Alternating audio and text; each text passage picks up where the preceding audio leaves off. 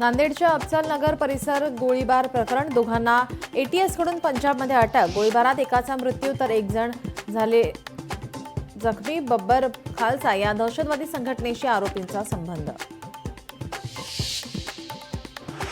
जळगावमधील धक्कादायक प्रकार समोर, रिक्षात बसून एसएससी विद्यार्थ्यांसाठी कॉपी केली तयार, मुख्याध्यापिका शिक्षकाविरोधात गुन्हा दाखल। महाकुंभमेळ्याचा उद्या शेवटचा दिवस, आजपासूनच वाहनांना नो एंट्री। महाकुंभ परिसरात पूर्णपणे नो व्हेकल झोन। आता पोलीस ठाण्यात न जाता करता येणार ऑनलाईन तक्रार, जळगाव पोलिसांची नवी सुविधा। 24 तासात तक्रारीची दखल घेऊन होणार कारवाई।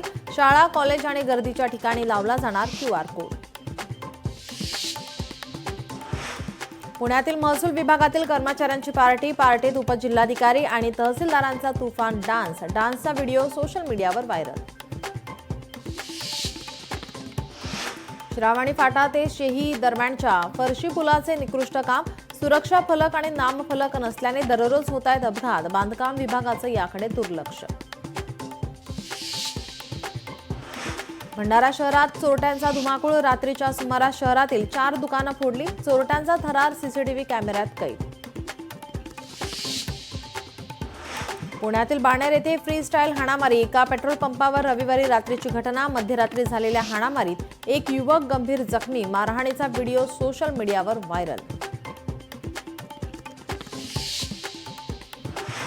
अमरावती कृषी उत्पन्न बाजार समितीत हरभऱ्याची विक्रमी आवक, हरभऱ्याला 5,650 रुपये भाव, मागील वर्षी होता 6,000 पेक्षा अधिक भाव।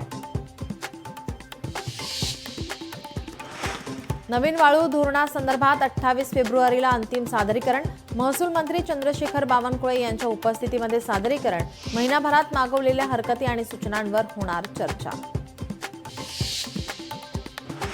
वाढीव महागाई भत्त्यासाठी शासकीय कर्मचारी आक्रमक, 6 मार्चला सरकारी कर्मचाऱ्यांचा आंदोलनाचा इशारा, अर्थसंकल्पीय अधिवेशनात दिली आंदोलनाची हाक।